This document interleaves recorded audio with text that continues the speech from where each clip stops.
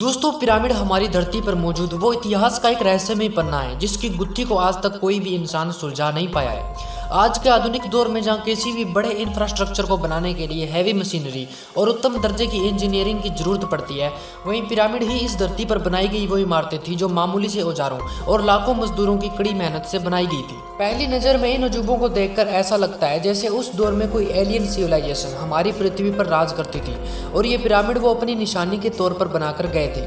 ठीक उसी तरह जैसे हमने चांद पर भेजे गए अपोलो मिशन और वॉयेजर 1-2 में इंसानी सभ्यता से जुड़ी निशानियां रखी है, लेकिन इन पिरामिड की ओर गहन रिसर्च की गई तब पता चला कि यह नामुमकिन सा लगने वाला करिश्मा उन एंशिएंट इजिप्ट के लोगों का ही कमाल है, जिन्होंने ये इमारतें बनाने के लिए अपनी कई पीढ़ियों की मेहनत की भी परवाह नहीं की। दोस्तों, आज के वीडियो में हम बात करेंगे पिरामिड कंस्ट्रक्शन के शुरुआती चरण में आने वाली चुनौतियां और उनसे निपटने के लिए इजिप्शियन लोगों द्वारा लगाए गए खुराफाती दिमाग की। So let's get started. Welcome to ओजो।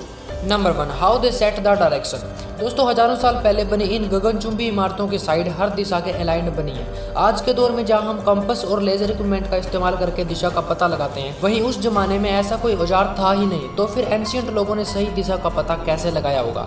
इसका सीधा जवाब है पोलर स्टार यानी ध्रुव तारा, जो सदियों से नॉर्थ दिशा को जानने का एक महत्वपूर्ण जरिया रहा है। दोस्तों, पिरामिड की मार्किंग करने के लिए पहले उस जमीन को सिलेक्ट किया जाता था जहाँ पर उसे बनाना है। उसके बाद पोलर स्टार के राइजिंग पॉइंट को भी मार्क कर लिया जाता था, फिर उसकी सेट को भी मार्क कर लेते थे। ये सब करने के बाद एक सीधी रेखा इन दोनों मार्क के बीच में लगाकर सही दिशा का पता लगाया जाता था। उसके बाद रोड्स की मदद से बाकी लाइनें लगाकर पिरामिड का एक फुटप्रिंट तैयार हो जाता था। Number 2, how they level the surface.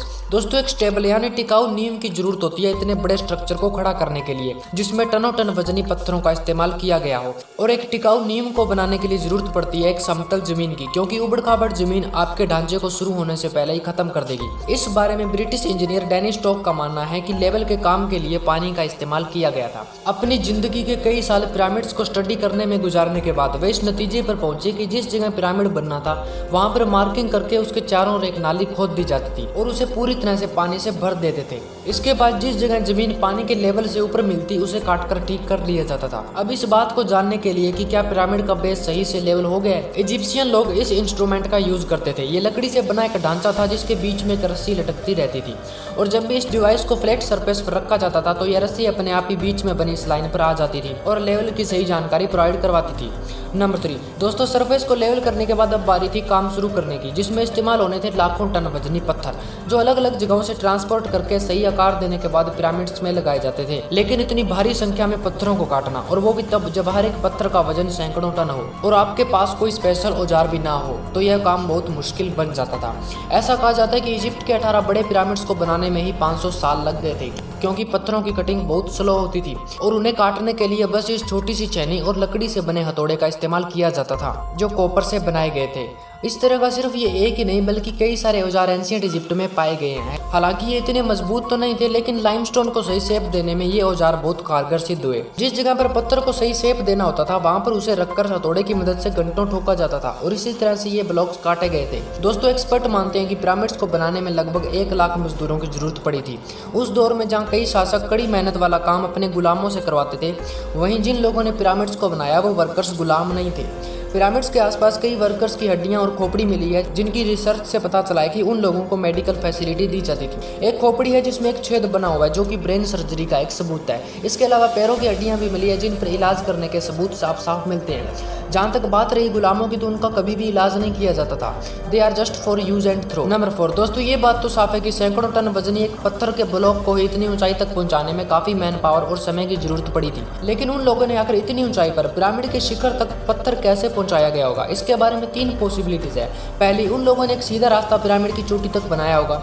दूसरी, या तो वे पत्थरों को जिगजैग पोजीशन में लगाते थे, और तीसरी, या फिर कंस्ट्रक्शन का काम स्पाइरल शेप में शुरू किया होगा। दोस्तों, आज जहां हम ईंटों को जोड़ने के लिए सीमेंट का यूज करते हैं, वही पिरामिड्स के ब्लॉक को जोड़ने के लिए जिप्सम का यूज किया जाता था, जो उनको स्टेबिलिटी देता था। पिरामिड कंस्ट्रक्शन पूरा होने के बाद दोस्तों उन पर व्हाइट लाइमस्टोन की कैसिंग भी की गई थी, जिससे वे बिल्कुल सफेद दिखते थे। लेकिन रेगिस्तानी हवाओं और तूफानों के कारण आज के दौर में व्हाइट लाइमस्टोन देखने को नहीं मिलते। हालांकि इसका एक छोटा सा हिस्सा आप अभी भी इनके टॉप पर देख सकते हो। पिरामिड के बारे में कुछ रोचक बातें। नंबर 1 दोस्तों, इस दुनिया का पहला पिरामिड नाइल नदी के पास अराउंड 2600 BCE में बनाया गया था, जिसे स्टेप पिरामिड कहा जाता है क्योंकि उसका आकार बिल्कुल सीढ़ियों की तरह था। इस तरीके का इस दुनिया में इकलौता ही पिरामिड है क्योंकि इसके बाद जितने भी पिरामिड बने थे वो सारे के सारे फ्लैट शेप में बनाए गए थे। नंबर 2 दोस्तों, स्टेप पिरामिड के बाद दी बेंट पिरामिड एकमात्र एक ऐसा पिरामिड है जिसका शेप बाकी पिरामिड से अलग है। नीचे से देखने पर तो ये बिल्कुल नॉर्मल पिरामिड की तरह ही लगता है, लेकिन थोड़ा ऊपर जाने पर पता चलता है कि इसके एंगल को 55 डिग्री से सीधा 43 डिग्री तक डिक्रीज किया गया है। पर एंशिएंट लोगों ने ऐसा क्यों किया होगा? दरअसल दोस्तों, यह पिरामिड सॉफ्ट क्ले पर बनाया गया था। जैसे जैसे कंस्ट्रक्शन का काम आगे बढ़ा वैसे वैसे जमीन इतनी बड़ी इमारत का वजन संभाल नहीं पाई और पिरामिड में क्रैक्स आने शुरू हो गए, और इसीलिए इस पिरामिड को डिक्रीज करके उसकी हाइट 100 फीट तक कम कर दी, जिससे इस पर और ज्यादा पत्थर नहीं लगाए गए और यह कोलैप्स करने से बच गया।